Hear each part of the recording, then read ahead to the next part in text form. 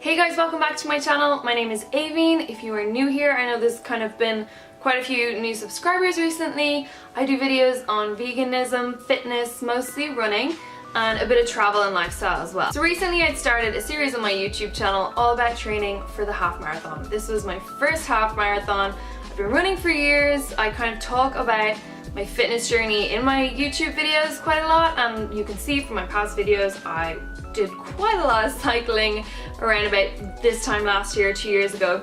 But yeah, really running is my main sport. So in January of this year, 2018, I decided to sign up for a half marathon. Now, I'd never run a race in my life, so this would be my first race, even though like I'm hardcore into the running. I was just too kind of scared, I guess, to try and actually race again, because it has been like a good few years since I've done any sort of competitive sport. And I know when people say, yeah, but it's just a race, you just go out and run it.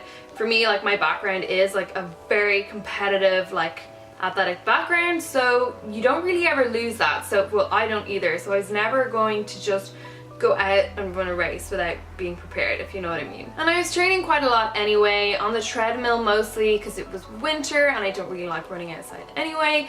So I really just thought that signing up for this half marathon would be good motivation and would be a bit of a challenge to improve my nutrition, because I wasn't so well at the time, and also to kind of just, like, you know, get out there and race and really just enjoy it. So in this video I'm going to talk about my experience running the race, about how I did, and yeah, I ran the race. Here is my medal to prove it. It was the Brooklyn Popular Half, which is actually the largest half marathon in the world. There were 26,000 people, I think, who ran, and it was like half women, half men, which was amazing. The week of the marathon, oh my god, the weather was absolutely terrible. And now, it is the end of May in New York. Normally around the beginning of May, it starts to like heat up in New York big time. And it had, and it was sunny, it was hot, and I was so excited because I was like, yes, the weather is going to be amazing. And I still hadn't started training outside. I'd run a bit outside towards the beginning of this year, but most of my training was still on the treadmill. And I was planning on, you know, running outside a bit like the week or two before the race.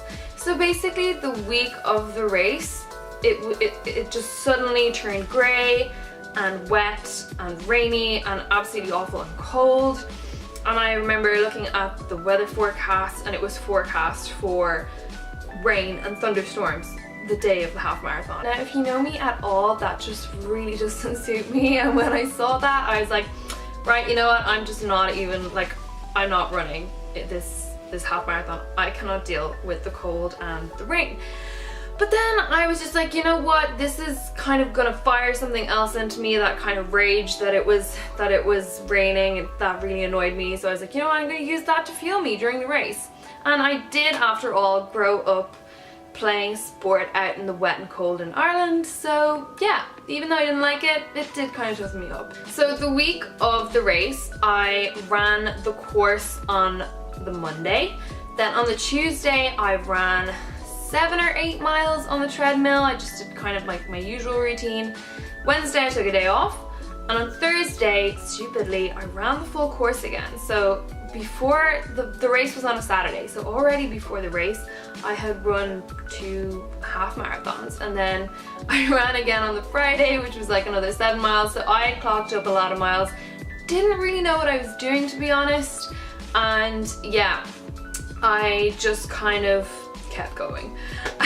So yeah, and I was also nervous because I didn't know the course. I wanted to have run the course before actually running the race, and also I wanted to be able to run it in the rain. Like, I wanted to know that I would be able to run this in the rain really early on Saturday morning. So I got up on Thursday morning at like 5 a.m.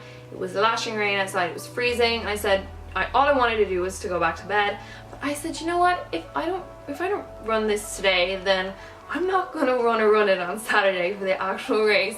So I just forced myself out there. I like wore like a poncho, and I took off and did the whole course, and ended up in Coney Island. That's where it ended, in New York. So it started around Prospect Park, and you do a couple of laps of Prospect Park around that area, and then you just run down the highway all the way to Coney Island.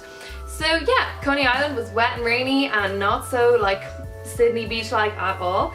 But anyway, I was ready for the race on Saturday, still didn't really know what I was doing, didn't know even how to attach the bib to myself. I almost like tore off the tracker from it because I thought that was how it stuck to you, that you like tore something sticky off and then you stuck it, but no, you needed pins. So on the day of the race, I was in the first wave because my time was, I'd written down, I can't really remember what time I'd written down that I wanted to do it in. I think I said like 1 hour and 40 minutes, but I really wanted to do it like in an hour and a half. Like I was gonna be disappointed with any time under an hour and a half. So anyway, I got up at 5 o'clock, I put some plastic bags on my shoes. Like you're allowed a very limited amount of like things like going into the race, so I really didn't want to set off with a lot of stuff. So basically I wore shorts, I wore my Asics runners, I wore my new ones even though it was like I knew the weather was going to be bad. So I was like, just get over your perfectionism and run the race in the good shoes. So I put plastic bags on my shoes and I put my poncho on, like my see-through one, and a t-shirt and the half marathon t-shirt, and I also wore a tight sports bra so I could put my credit card and my subway ticket in the side of it, and then also my phone, because I had bought a fitness watch, and let me know if you want me to do a video on this. I bought the Polar M600 and the whole fitness watch thing just did not work out for me. The thing that like tracks absolutely everything and like plays music and stuff, it didn't work out for me. I might make a video on why and why I think they're rubbish. But anyway, so I had ditched that and I was just using my phone for my music, and I didn't know whether I was gonna like pace myself. I really didn't know. Like I had a whole plan, but with the weather, I was just like, I don't know how this is gonna go. It was a lashing rain, it was grey, it was freezing, it was like running, like it was like even walking outside was like, you know, just splashing through puddles.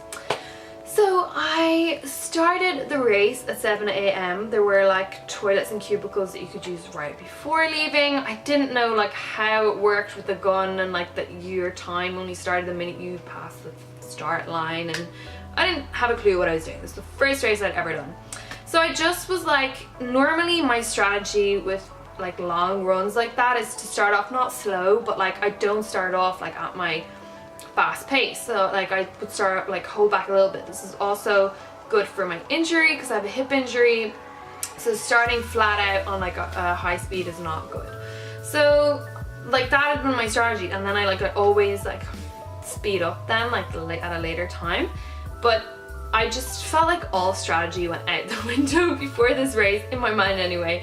I couldn't feel my legs and I just took off and started running with the crowd, and had like, I think my first song was like Eminem, Lose Yourself, and that was like put me in a good vibe for the rest of the race. My playlist went downhill after that because I messed up my playlist and I ended up listening to like really slow songs. Not really slow songs, but they weren't like the ones that really get me like pumped when I'm running. So yeah, that was a bummer. And yeah, I just raced, like I didn't race my hardest, but like I felt like I did my best. There were a couple of things, you know, like my music and the rain and just not even like barely being able to like pick up a cup, you know, because my hands were so cold. I couldn't move, like change my music because my hands were so cold. So yeah, but after, it was about halfway through the race when I knew I was going to do it in an hour and a half, because I had I passed out the pacers for the hour and a half mark, like quite close to the beginning. But then I like lost them obviously because there were 26,000 people running this race, so I don't know how people found the one pacer for this one time out of all these people. But I was just like, you know what, just run your best, like be smart about it, don't like sprint. There were some stages where I felt I could have gone faster, but I didn't have the music in the right place. Yeah, and also around about mile 10 or 9, I really needed to go to the toilet. That's another thing. I didn't eat anything in the morning, like I never do. I always train fasted unless I'm training at like 1 PM in the afternoon, then I'll eat breakfast. But I train mostly at around about 7 AM in the morning, so I just drink a coffee and that always works for me. I had drunk a coffee this morning and I try to get up around about 5 a.m. and normally I don't drink my coffee until about 6, half 6, like right before I start racing. So there was about a 2-hour time gap between my coffee and the race, and I think the coffee had time to go through me. TMI, I'm sorry, but around about 9 miles I needed to use the bathroom, so that slowed me down a little bit. So long and short, I passed the finish line and I knew I had done it in an hour and a half because I looked at the clock and it was 8:34 and I had passed the starting line like after 7, like maybe 4 minutes after 7. That's when I'd started my race, even though the gun went off at 7, but I was in like a corral, like back a little bit from the start line. So yeah, so I was just so incredibly happy like that I finished it, like given the weather circumstances, like considering that like my surgeon, when I'd had my hip surgery like 2 years ago, had told me that I would never run more than 5 kilometers again in my life, and here I had done 3 half marathons in a week. And yeah, I had got my starting time, so I knew I had. And then I checked it. There's like an app, a New York Roadrunners app, that you can check your time on. So I checked my time and I got a time of 1 hour 31 minutes and 40 seconds. So I was delighted with that for my first marathon. And there's so many like little bits that didn't go right for me on the day, or that just that I'll know for next time better going into a race, that I'm sure I can knock time easily, quite easily off that before I really need to start knuckling down into it getting difficult for me to knock time off. So yeah, I'm really excited about my next half marathon, which is the Ithaca Half Marathon in upstate New York in mid-June. It's actually in like 2 or 3 weeks. And I also have a 10-kilometer race coming up in Central Park, and that's a really big race. It's an all women's race, and all the top runners will be running it, like Shalane Flanagan and the winner of the Boston Marathon. So it will be like quite an elite crew there, so it will be really good vibes. And yeah, so in terms of where I placed, this is where I was like totally mind blown when I looked at the stats afterwards, because I actually placed in my age group. I'm 24, so I fit into the 20 to 24 age group. Normally your peak age is around those ages, and I placed 22nd out of 1,000 female runners in my age group. And out of all the runners, like all the female runners, like all age groups, there were 13,000 approximately females who ran, and I came 166th. So I was like freaking delighted with like how relatively my stats were, especially since it was my first race and I didn't know what I was doing and my playlist messed up. So yeah, I had an absolutely brilliant time. I'm almost glad it rained because it just made it all the more kind of adventurous. So that was my experience of the first half marathon, and I am going to do a video next about the top 5 mistakes that I made training and running this marathon. So hopefully that is going to be helpful for me as well as anyone else considering running a race. I think it's like would be good advice to give. So yeah, I guess that is the conclusion of my half marathon training series, although I will obviously be making loads more videos, loads more running videos, especially now it's coming into summer. I'm going to be hopefully filming a little bit outside and running content. Thank you so much for watching. Don't forget to subscribe and give this video a thumbs up. I will see you in the next video, guys. Bye.